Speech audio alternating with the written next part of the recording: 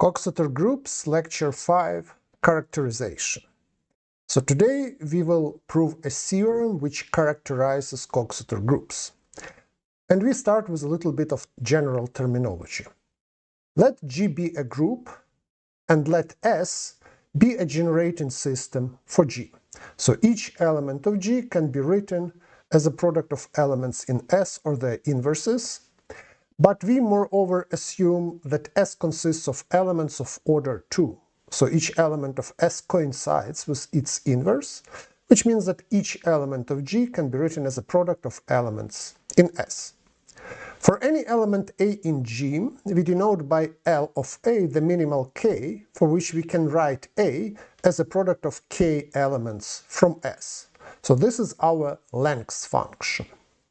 And we will say that the pair G, S has the exchange property if, for any elements S, S1, S2, and so on, Sk in S, the inequality that the length of the product S, S1, S2, and so on, Sk is less than or equal to the length of the product S1, S2, and so on, Sk, which in turn equals to K, implies that the first product, S times S1 times S2 times and so on, times Sk equals to the expression S1, S2, and so on, Sk with the letter Si removed for some I between 1 and K.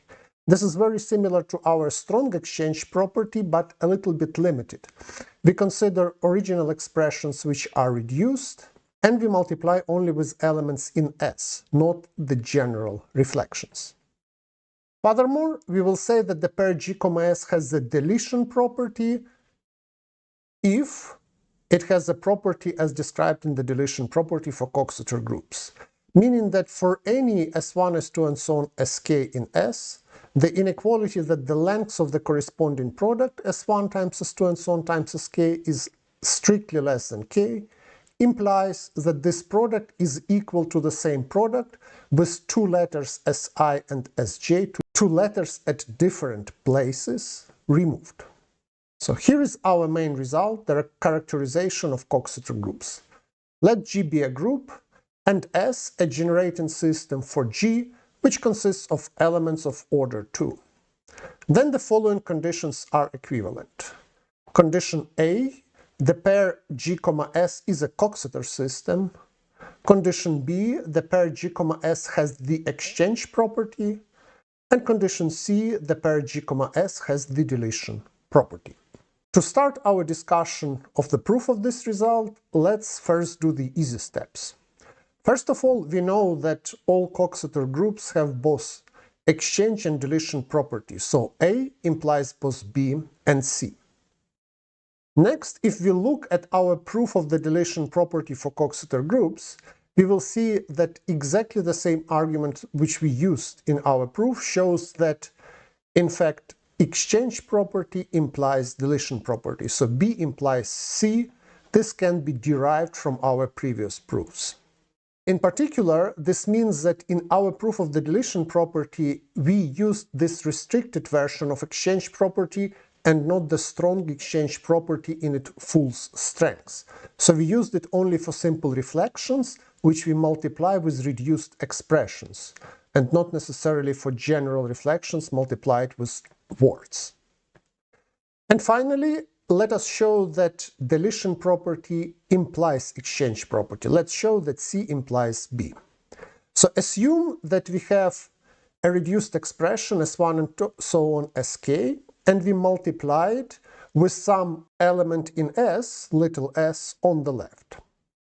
Then, by the deletion property, we can delete two letters from our long expression S, S1, and so on Sk, and we will get the same thing. So we will get the same element S times W. W is our product S1 and so on Sk.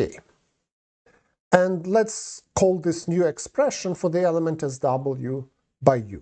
So U is obtained from our original expression by deleting two letters.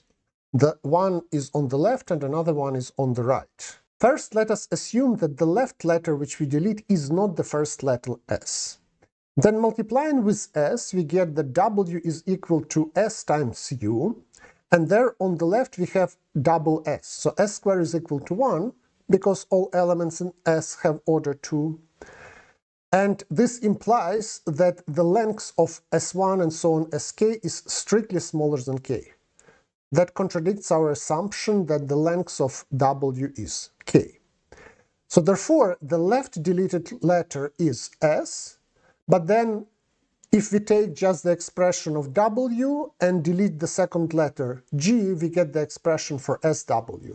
And this gives us exactly the exchange property. So this completes the proof of the implication that C implies B. So it remains to prove the complicated implication, and that is that B implies A. So the exchange property implies that G, S is a Coxeter system. So let us assume that G, S has the exchange property. Take some relation in G. So a product of elements in S is equal to the identity S1, S2, and so on. SR is the identity. We already know that the exchange property implies the deletion property, so we know that the pair G, S has the deletion property. And if we apply the deletion property recursively to this relation, we get that the number of elements in this relation is even. Let's say R is equal to 2k. But then, since all elements in S have order 2, we can rewrite our relation as the product S1, S2, and so on Sk equals the product S1 prime, S2 prime, and so on Sk prime, and let's denote this product by W. And let us call this relation star.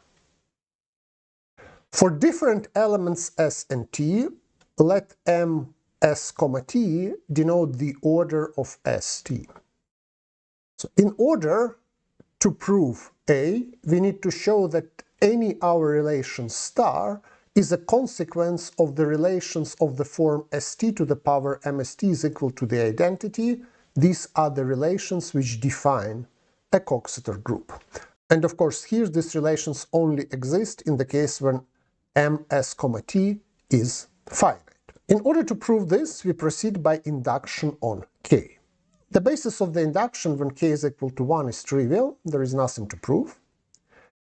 And for simplicity, let us call some relation derivable if it can be derived from our relations of the Coxeter form, of the form St to the power M of St is equal to the identity. So we assume that all relations of the form star which have lengths strictly less than k are derivable. This is our inductive assumption.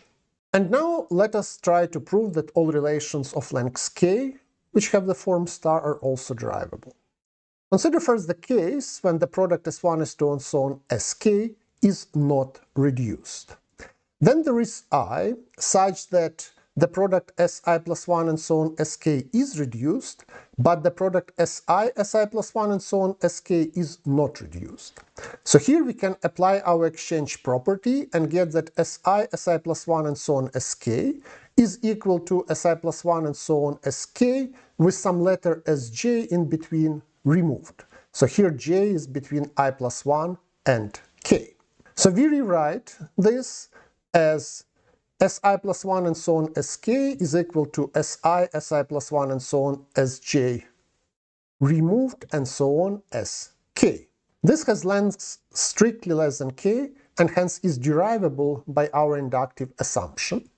So we plug this back in our relation star, and we will get our prefix S1 and so on Si times Si plus 1 and so on Sk with Sj removed, and this is equal to the right-hand side in full Si prime, S2 prime, and so on Sk prime. But here we can in between remove Si times Si, which is the identity, and then we get a relation of total lengths less than 2k. So we can move 1 prime to the left and get k minus 1 elements on the left and k minus 1 elements on the right. And this is derivable because of our inductive assumption. So it remains to consider the case where both sides of our star are reduced. So if S1 is equal to S1 prime, we multiply by S1, remove because we have order 2, and get a shorter relation.